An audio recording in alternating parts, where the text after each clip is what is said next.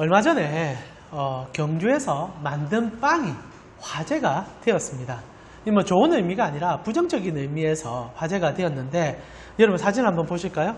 이 경주 부처빵이라는 빵이 뉴스에 나왔습니다. 여러분 혹시 한번 보셨습니까? 뉴스?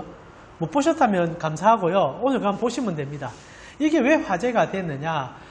경주에서 이제 부처, 이게 석굴암에 있는 부처의 모습을 이렇게 본땀빵을 만들면서 진짜 힙하게 만들었지 않습니까? 그냥 즐겨. 뭐 경주 부처빵, 뭐 경주를 대표해 부처 핸섬 뭐 이런 얘기하면서 요즘 뭐 유행하는 요즘 절이 굉장히 젊은 사람에게 다가가기 위해서 많은 일을 합니다. 그런 면에서 아마 그런 문구들을 뽑아서 낸 것 같아요. 근데 이게 왜 문제가 됐느냐? 여러분 보시면 맨 마지막 구절에 영어로 ACTS 그리고 19, 26 숫자가 적혀 있습니다.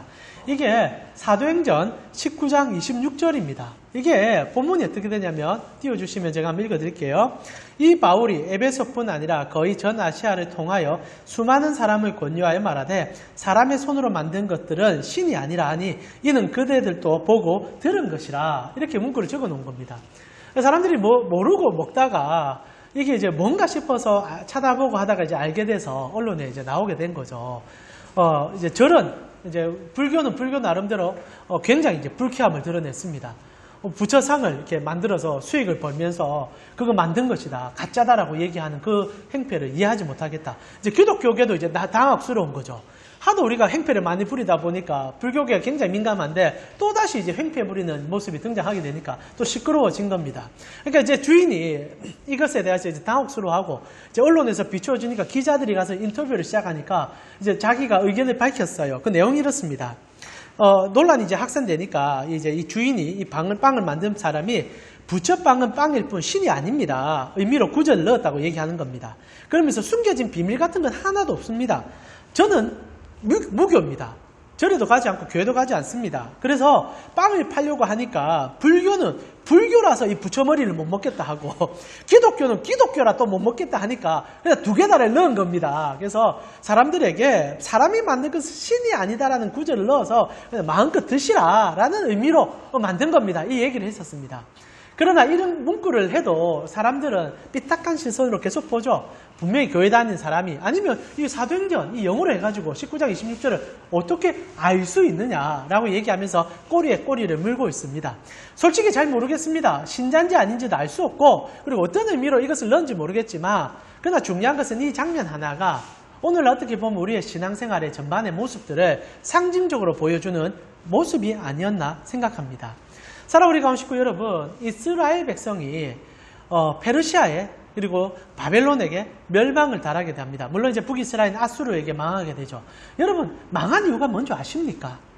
대부분 하나님을 온전히 믿지 못해서 성경적으로 본다면 그들의 방탕함도 있고 시대의 흐름도 부정할 수 없겠지만 성경적으로 본다면 그들의 방탕함이 그들로 멸망케 했고 하나님을 무시하고 하나님을 떠났던 그들의 신앙이 그들은 멸망으로 끌어갔다고 생각합니다. 그런데 말입니다. 성경을 자세히 보면 그들은 단 한 번도 망할 때까지 하나님을 떠난 적이 없다는 사실입니다.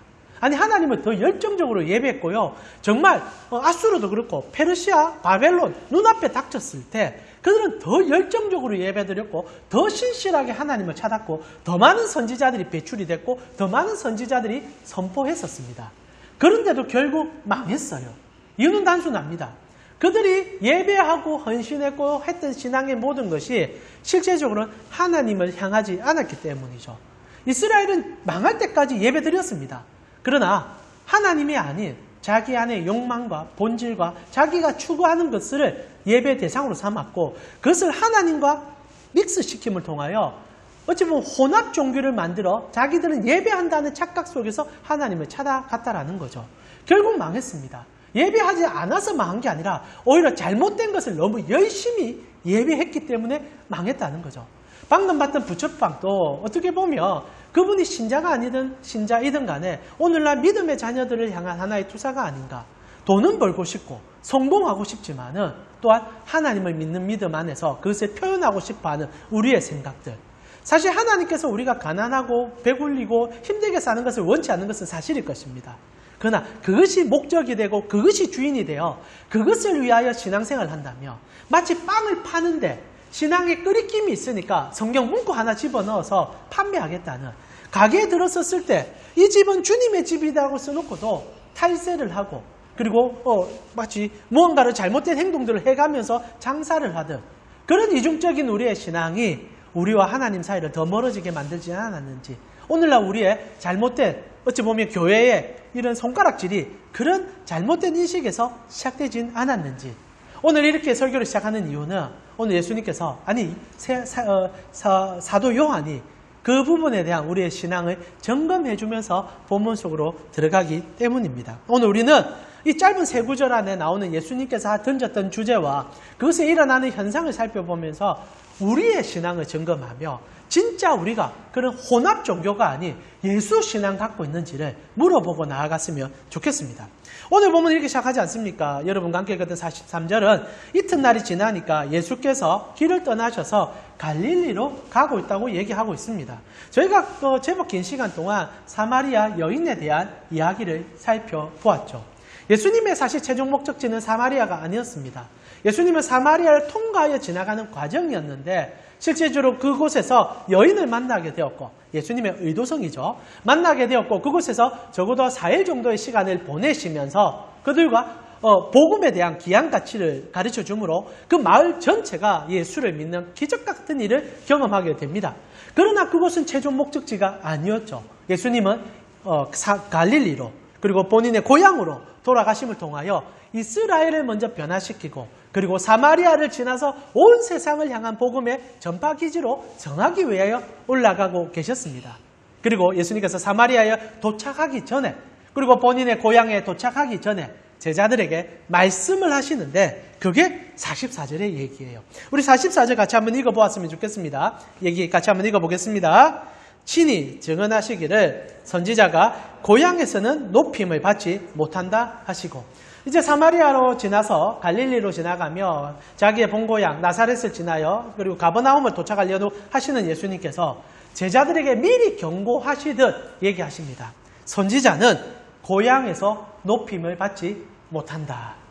이 얘기를 우리가 어떻게 이해해야 될까? 예수님께서 아직 당한 일도 아니신데 제자들에게 미리 대비하라는 듯이 얘기를 하고 올라가고 있다라는 사실이죠.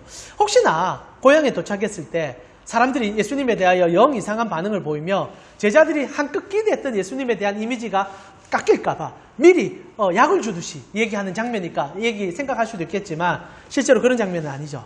우리는 공간복음에서 이 말이 현실적으로 일어난 사건이었고 고향 사람들이 예수님을 얼마나 미워하여 죽이려고까지 했는지를 알고 있으리라 생각합니다.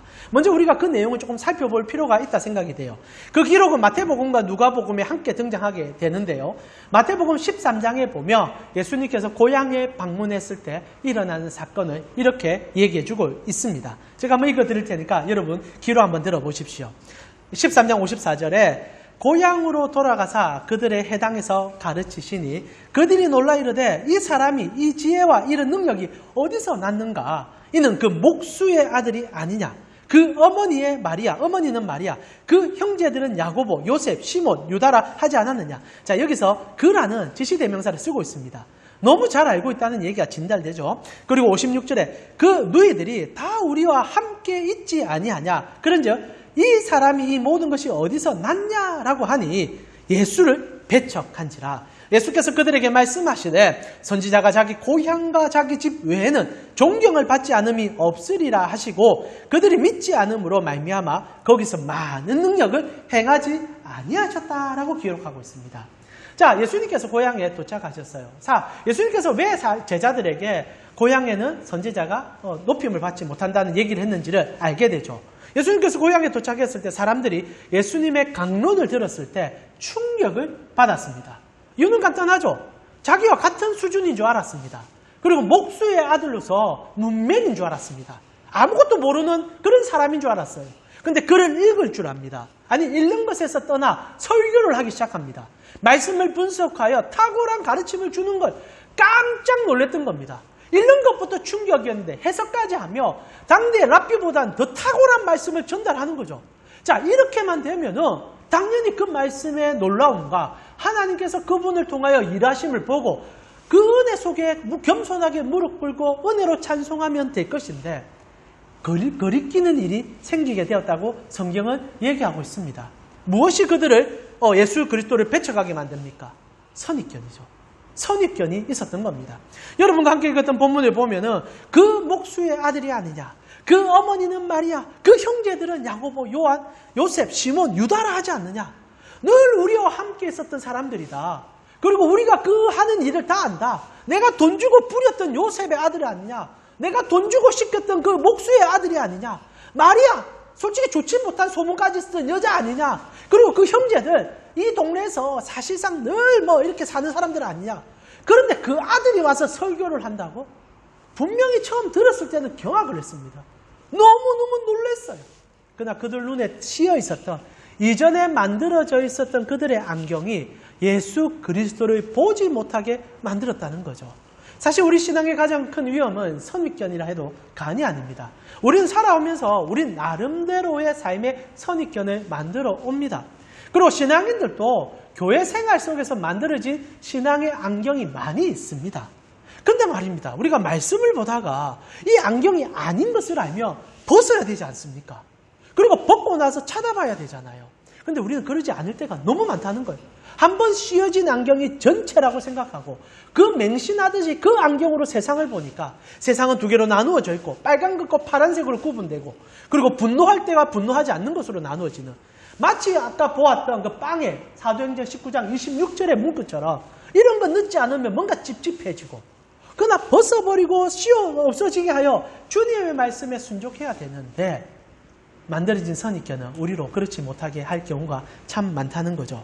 나아가 이 선입견이 선입견으로 끝나면 다행인데, 이 선입견이 나보다 못한 사람으로 인하여 생긴 그 선입견이라면 이것이 시기와 질투까지 유발할 수 있다는 것을 오늘 본문은 가르쳐주고 있다는 거죠.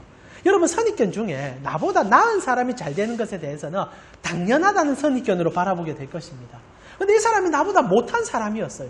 아니, 나하고는 비교도 안 되는 사람이었어요. 근데 어느 날 성공했단 말입니다. 그때 사람들의 마음에 칭찬과 박수가 아니라 죄인된 우리는 분노와 시기와 미움으로 우리 마음을 표출하기 시작한다는 거죠. 이거 너무너무 당연하지 않을까 싶기도 해요. 실제로 제가 아는 목사님 중에 한 분께서 이런 얘기들을 저에게 가감없이 하셨던 적이 있어 아직도 기억이 납니다. 저와 함께 공부했던 목사님인데 지금 이제 저보다 나이가 한 3, 4살 많은 형님이십니다.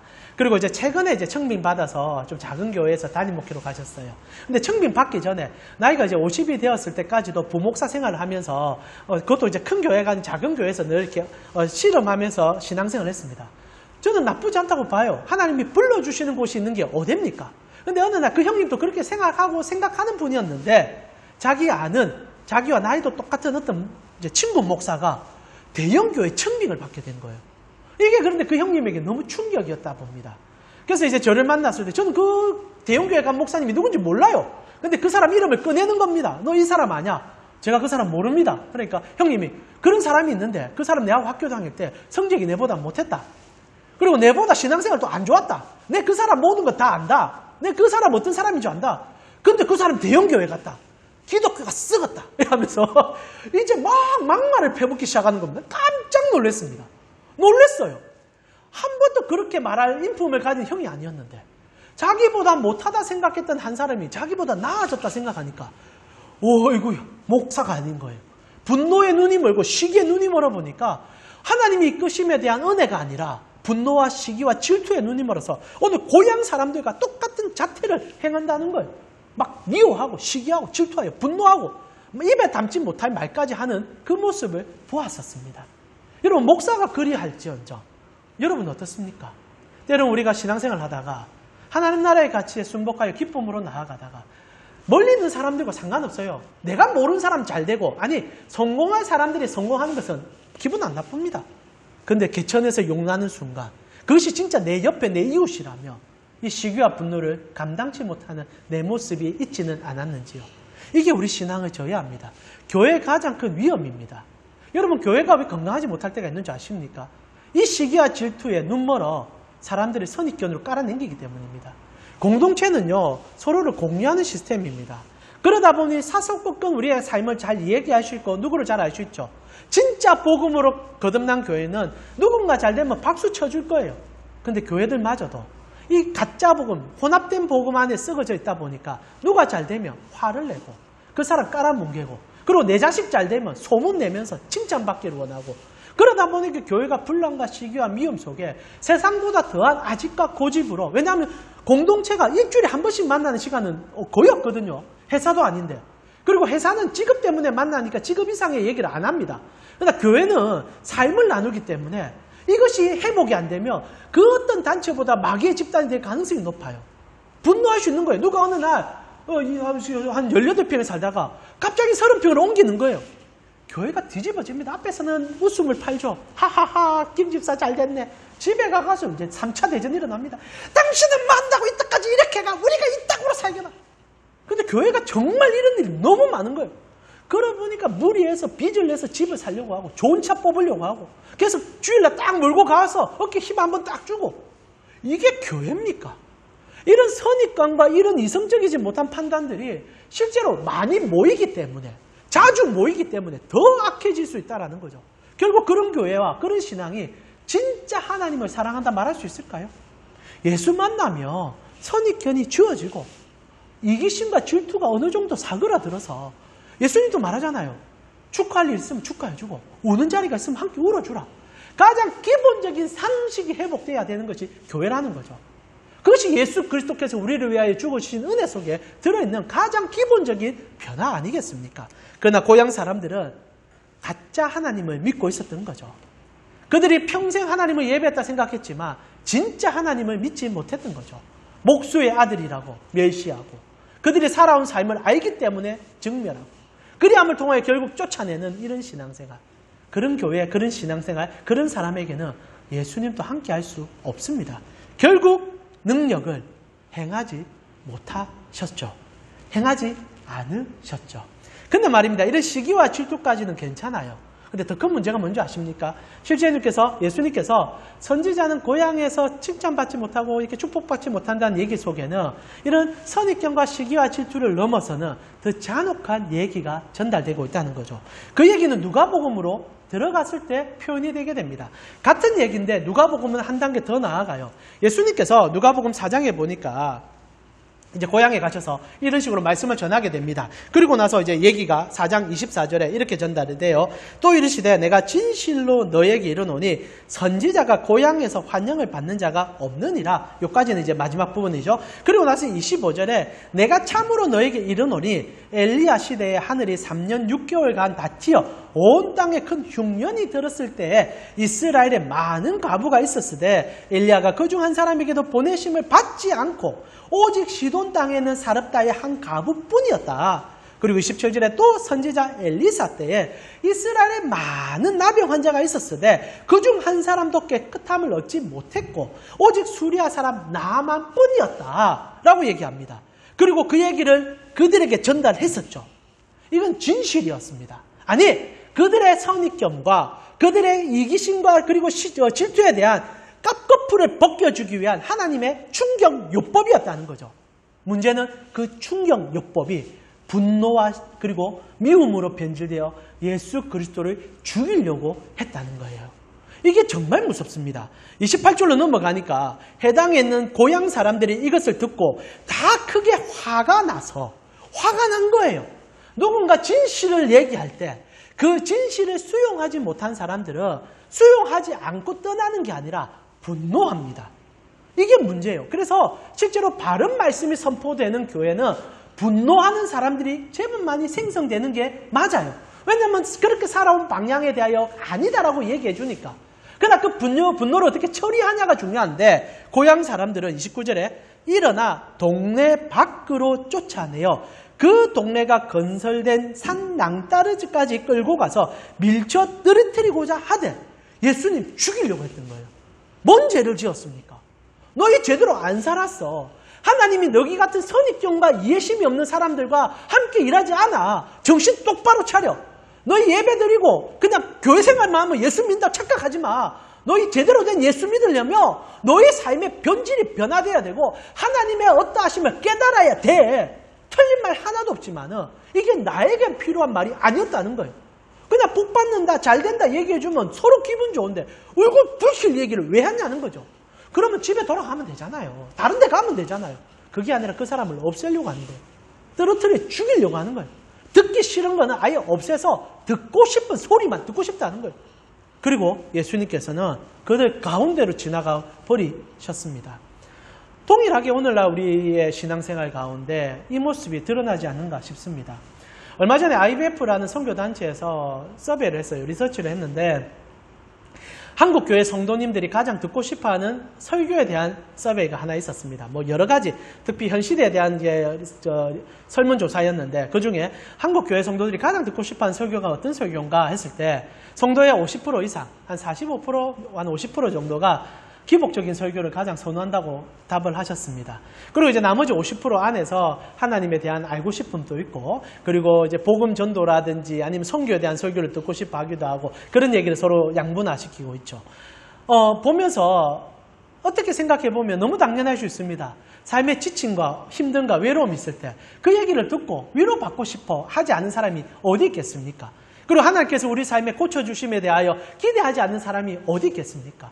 그러나 성경이 우리에게 얘기해 주는 것은 그것이 우선이 아니라 하나님께서 우리와 함께 하심이 우선이고, 그것을 통하여 일어나는 여러 가지 부스러기들은 그것으로 그냥 감사하는 삶을 살기를 바라는 것이 예수 그리스도께서 우리 가운데 오심의 궁극적 이유인데, 그것은 중요하지 않고 떨어지는 부스러기에 몰입하는 것이 우리의 기쁨이요, 그것이 정말 설교자에게 원하는 하나의 형태라는 것이 이번 설교가 뭐 다 아는 얘기였지만 설문조사 결과관에 나왔죠.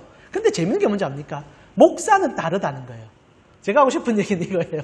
성도들은 언제나 기복을 원합니다. 근데 목사는 어떤 설교를 가장 많이 하는 줄 아십니까? 그것까지 조사를 했더라고요.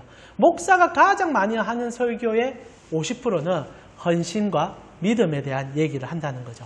그러니까 매치가 안 되죠, 서로가. 그리고 서로 같은 관점을 보지 않아요. 목사들은요, 어떻게 하는 교회 부흥이 꿈입니다. 그래서 성도들에게 많은 것이 헌신되어지길 바라고, 그리고 믿음을 더 보여주기를 바랍니다. 그래서 그런 포커스로 설교를 가장 많이 하고요. 그러나 성도들은 그런 설교보다는 잘 되고 잘 먹고 잘 사는 얘기를 듣고 싶은 거죠. 그래서 설교가 때로는 평행성을 갑니다. 근데 목사들이 만약에 이제 이 평행성에서 조금 더 옮겨와서 성도의 니드에 맞춰주면 그 교회가 조금 더 성장을 하겠죠. 그러니까 한국 교회가 지금 침체 국면에 있는 것은 서로의 니드를 몰라서 그런 겁니다.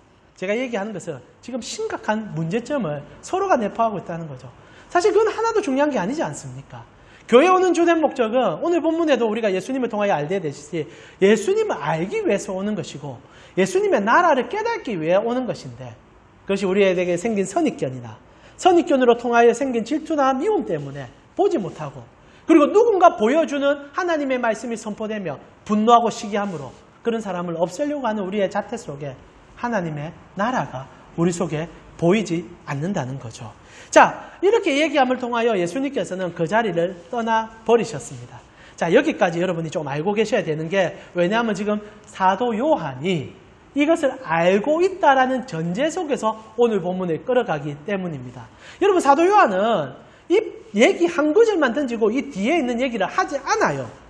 예수님께서 고향에 갔다가 어떤 모멸적인 일을 경험했는지, 때로는 정말 직설적인 설교 때문에 정말 사람들에게 밀려서 죽임을 당할 그 일까지 경험하는 일이 있었는지를 침묵함으로 말해주지 않습니다. 근데 말입니다, 이 사도 요한이 전개하는 방식이 재밌어요. 당시에 사도 요한의 공동체는 이 얘기를 다 알고 있었고, 그리고 공간복음이 다 나오니까 모를 리가 없습니다. 그리고 예수님께서 그런 일을 경험하셨으니 우리는 선입견을 없애자, 그리고 우리는 시기와 질투를 버리자, 더 나아가 바른 말씀이 선포되며 아멘을 화답하자라고 생각했던 거예요. 그런데 말입니다, 요한이 한 10수년이 지나고 나서 보고 나니까 속고 있는 겁니다. 교회가 그렇게 나아간 것 같았어요. 지독한 핍박 속에, 네로 황제의 잔혹한 칼 속에 성도들은 자기의 신앙을 고백하며 순교자의 길을 걸어가고 있긴 합니다. 그런데 이게 이상한 거예요.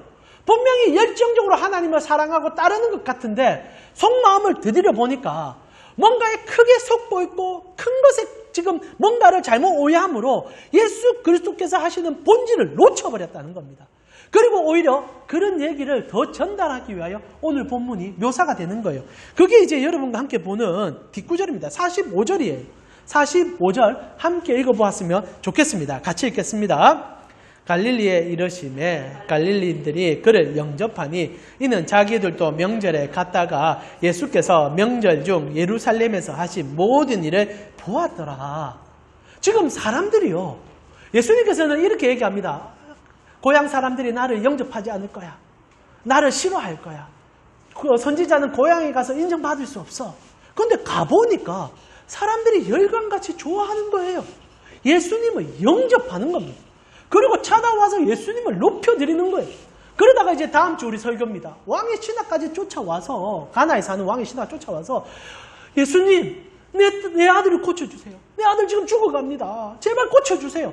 사람들이 여러 가지 예수님을 기대하고 악마하고 좋아하고 있다는 겁니다. 이상한 일이 생긴 거예요.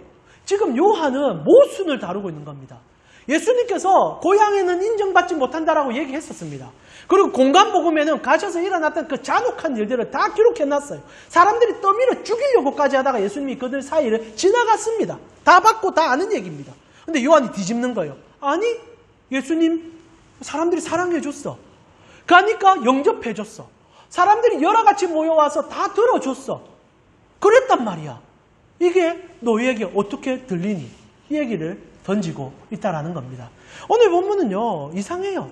분명히 우리는 알고 있습니다. 예수님께서 고향 땅에 인정받지 못했다. 그리고 제가 말씀드렸던 이런 설교 주제를 통하여 그것이 우리의 신앙의 끝불이 되어지면 하나님 나라 보지 못한다. 그래서 그거 버려야 된다 생각을 했는데 오히려 고향 사람들이 예수님을 찬송하고 있었다라는 거예요.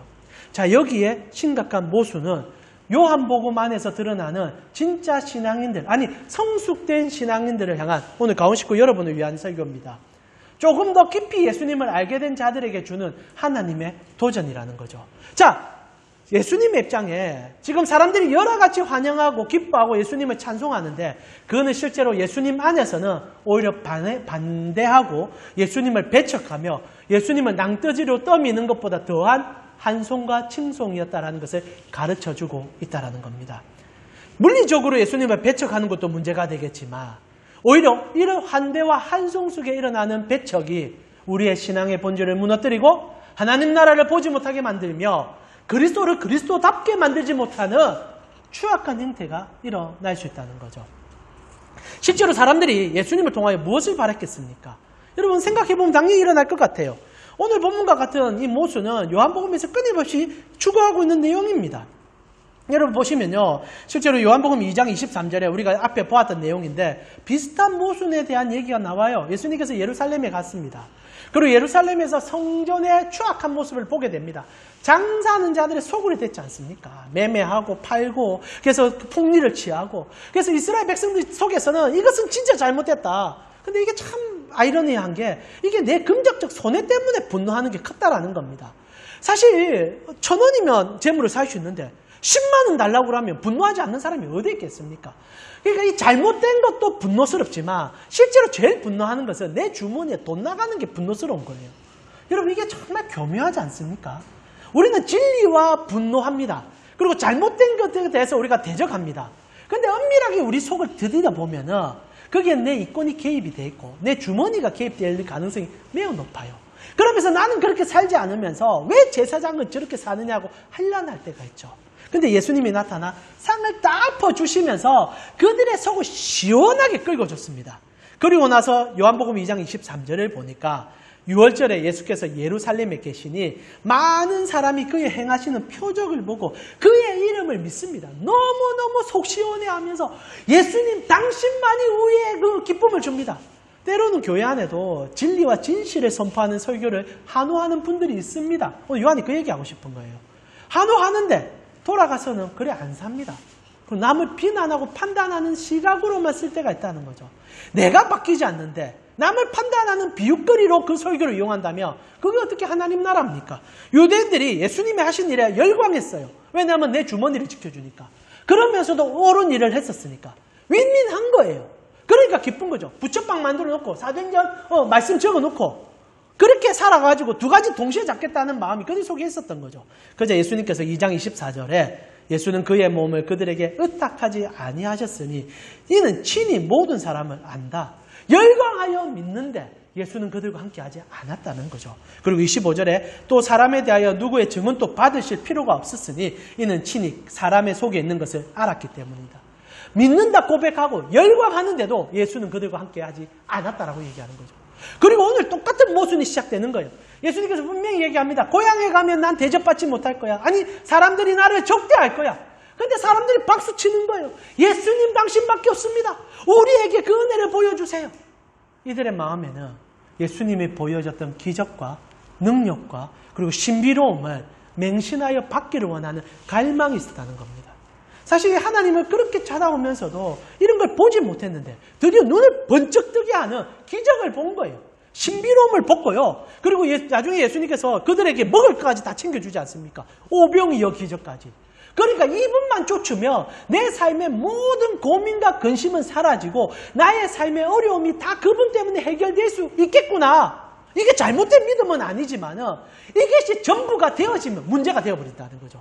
그래서 그 고향 사람들이 열광한 거는 예수가 보이는 기적이었던 거예요. 예수가 보여주는 신비로움이었던 겁니다. 그래서 왕의 신하가 찾아와 다음 주 보겠지만 제일 먼저 부탁하는 게 내 자식을 고쳐주세요. 예수님 고쳐줍니다.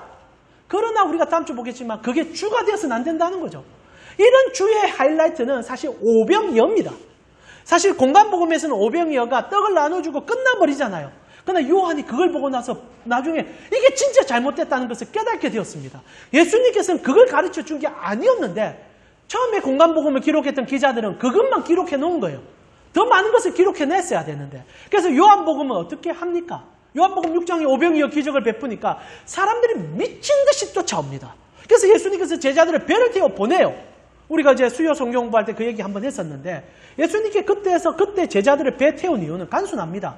사람들이 지금 욕망으로 아집이 타여서 지금 예수를 앙망하는데 떡 얻어먹기 위해서 달려오니까 제자들이 거기 넘어질 수 있기 때문에 사람들은 같이 휩쓸려 갑니다. 제가 오늘 만약에 여러분에게 오병이어의 기적을 보인다 생각해 봅시다.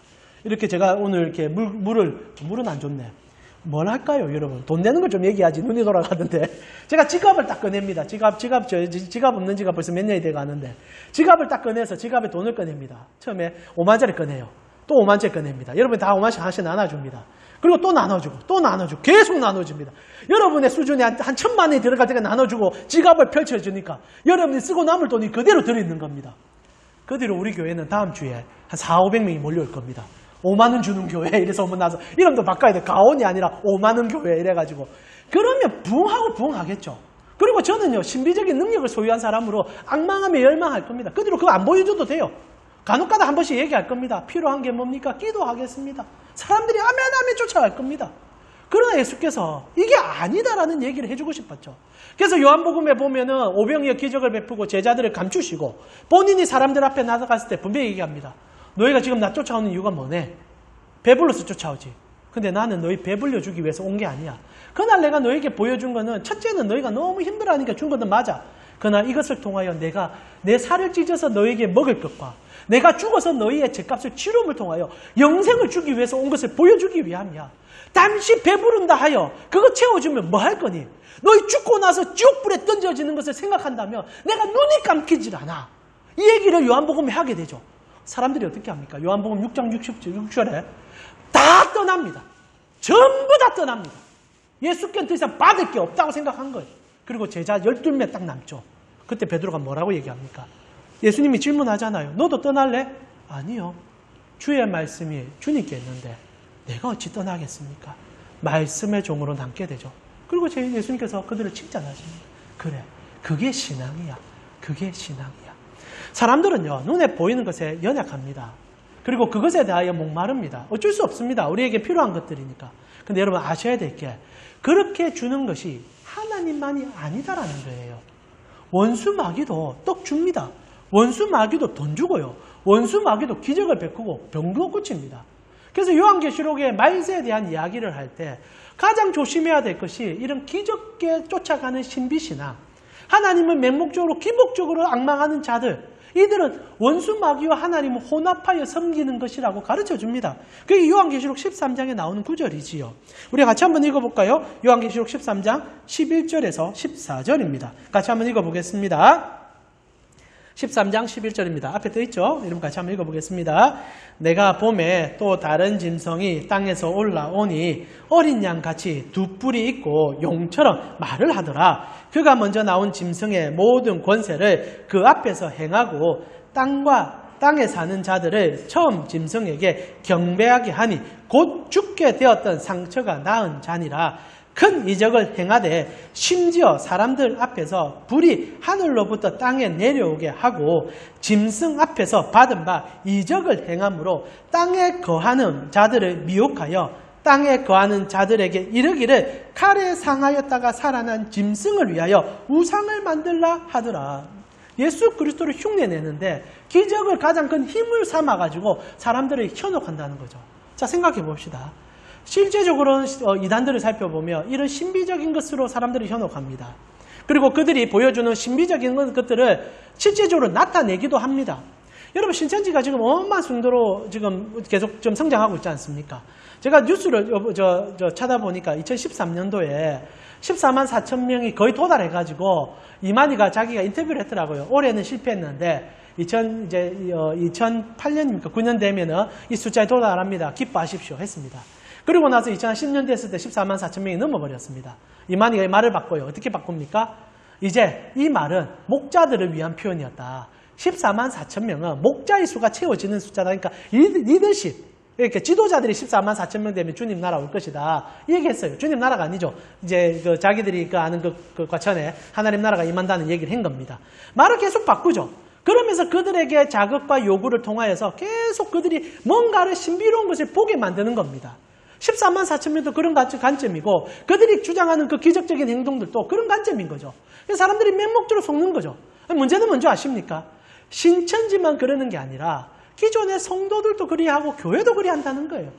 말만 조금 바꾸어서 비슷한 관점으로 기적을 기두르고 기도로 여러분에게 뭔가 여러분에게 큰 것을 줄 것처럼 묘사하고 그리함으로 예수의 이름을 팔아제끼는 거예요. 예수를 파는 거예요. 진짜 만약에 예수를 제대로 판다면 낮아짐과 가난함과 하나님 나라의 꿈을 얘기해야 되지 않겠습니까? 그리고 우리가 못 살아도 힘들어도 주님이 우리의 왕이라고 해서 그분으로 살아가는 삶을 얘기해야 되지 않겠습니까? 근데 자꾸 눈에 보이는 현금적 가치 그리고 물질적 가치, 성공의 가치만 번쩍번쩍 보여주고 때로는 마귀가 글을 써서 그런지 모르겠지만 병도 고쳐지고 기적도 나타나게 만들어준다는 겁니다. 결국 사람들이 거기에 맹목적으로 쫓아가다가 오늘 같은 폐단이 일어나는 거예요. 환호합니다. 좋아합니다. 우리는 예배 드린다고 말합니다. 그러나 무엇을 영접하고 있는지는 모르고 있다는 거예요. 그래서 요한복음은 이런 문제점에 대하여 심각할 정도로 계속 다뤄집니다. 신앙의 모순을 다뤄준다는 거죠. 여러분 왜 예배 드리십니까? 무엇을 찾고 계십니까? 다른고자 제자들과 동일하게 저는 여러분이 예수 만나러 오셨다라면 진짜 예배를 드리는 겁니다. 그러나 물론 여러분 제가 이렇게 얘기하면 양극단을 나누고 싶지 않아요. 주님을 찾을 때 주님은 알고 계십니다. 우리의 사랑하는 자들이 무엇을 필요로 하는지, 무엇을 아파하는지 왜 모르시겠습니까? 그러나 그것이 전부가 되고 그것이 주가 되어진다면 오늘 예수님을 낭떠러지에 밀어뜨려 죽이려고 했던 고향 사람처럼 진실이 들려지고 복음이 선포되며 예수마저도 칼로 베어 죽이려고 하는 우리가 되어질 수 있음을 알기 때문에 우리 힘을 가지게 됩니다. 사랑하는 우리 가운식구 여러분, 고향 사람들은 자기의 욕망을 해결해 주는 분이라면 누구라도 하나님이라고 칭할 준비가 되어 있었던 사람이었습니다. 그래서 한편에서는 예수님으로 인하여 시기와 질투의 눈물로 죽이려고 하는 자들도 있었겠죠. 그러나 한편에서는 또한 열광하는 사람들도 있었다는 얘기를 전달하고 있는 겁니다. 그러나 진짜 문제는요, 오히려 미려서 죽이려고 하는 사람이 문제가 아니라 속고 있는 자들, 열광하는 자들, 가짜에 심취하여 그것이 진실인 줄 알고 있는 자들, 그들이 더 문제였다라고 요한복음은 얘기해 주고 있다는 거죠. 예수를 배척하는 것이 물리적인 배척을 넘어서서 우리 속에 시커먼 탐식을 가지고 이 자리에 앉아있는 것 자체도 예수를 낭떠러지에서 밀어뜨려 죽이는 행위와 같다라는 거예요. 저는 우리가 설교를 시작하면서 경주빵 같은 일들이 우리에게 일어나진 않았으면 좋겠습니다. 저는 이분이 불신앙은 아니죠. 믿음이 없는 분이라는 고백을 믿고 싶습니다. 우리는 그렇게 살아서는 안 되는 거니까요. 부처로 돈 벌려고 하면서도 말씀은 붙잡아서 영생을 소유하려고 하는 이런 강교함이 어디서 나오겠습니까? 돈 앞에 머리 숙이지 아니하고는 이런 일이 불가능한 것 아니겠습니까? 그래서 마태복음에 예수님께서 이 얘기를 우리에게 전달해 주십니다. 마태복음 6장 24절 우리 말씀을 마무리하면서 이 말씀을 우리 가슴에 새겼으면 좋겠습니다. 아는 말씀이지만 늘 갈등되어지는 말씀이고 이 말씀대로 살아보고 싶어 하지만 살지 못하는 말씀 아니겠습니까? 같이 읽어보겠습니다. 6장 24절입니다. 한 사람이 두 주인을 섬기지 못할 것이니 혹 이를 미워하고 저를 사랑하거나 혹 이를 중히 여기고 저를 경히 여김이라. 너희가 하나님과 재물을 겸하여 섬기지 못할 것이다. 여러분, 때로는 너무 힘들어서 하나님 이건 아니지 않습니까? 얘기하는 거 괜찮습니다. 하나님 이해합니다. 근데 고향 사람들처럼 이거 안 들어준다고, 아니 이런 얘기를 해주지 않는다고 하여 예수를 떠나게 된다면 그건 우리가 정말 주님을 온전히 예비하지 않은 자가 되었기 때문이 아니겠습니까? 오늘 시간 우리가 다시 한번 이 짧은 세 구절에 일어나는 이 큰 모습, 사람들에게 예수님이 영접하지 않을 거라고 얘기했지만 오히려 반대적으로 더 영광하며 영접하는 그들을 보면서 오늘 우리의 신앙, 우리 한국교회의 현실, 그리고 우리가 무엇을 예배하고 있는지를 돌아봅시다. 여러분은 무엇을 영접하며 무엇에 열광하고 계십니까? 예수 한 분으로, 예수 그리스도의 그 십자가로 열광하십니까? 아니면 내가 이루고 싶은 세상의 것, 그리고 내가 보여주고 싶은 무언가, 그리고 채워준 그 기쁨, 그것이 주가 될 때 두 주인은 한 주인을 죽이게 되어 있습니다. 오직 예수 그리스도로 왕삼아 그분께 순복함으로 내가 혹시나 어려움을 당해도 그분의 따라감으로, 그분이 주시는 삶의 예정으로, 그분을 찬양함으로 이 땅의 삶이 이루어져가는 웃고 슬퍼하는 그 모든 것에서 뛰어넘어 예수의 참되심이 나의 삶의 주권자 되어 그분으로 노래할 때 저는 따놓고자 얘기할 수 있습니다. 여러분은 하나님의 진실된 자녀입니다. 이 시간 우리 충만이란 찬양 함께 드리면 좋겠어요. 이 가사가 너무 마음에 들어가지고 이번 주 계속 좀 들었었는데 오늘 설교와 함께 매치시키시면서 여러분 속에 있는 예수 그리스도를, 그분이 나를 위하여 죽으신 그 십자가의 사랑과 부활하신 그 영광을 쫓는, 정말 그것을 쫓는 여러분 되기를 찬양으로 고백했으면 좋겠습니다.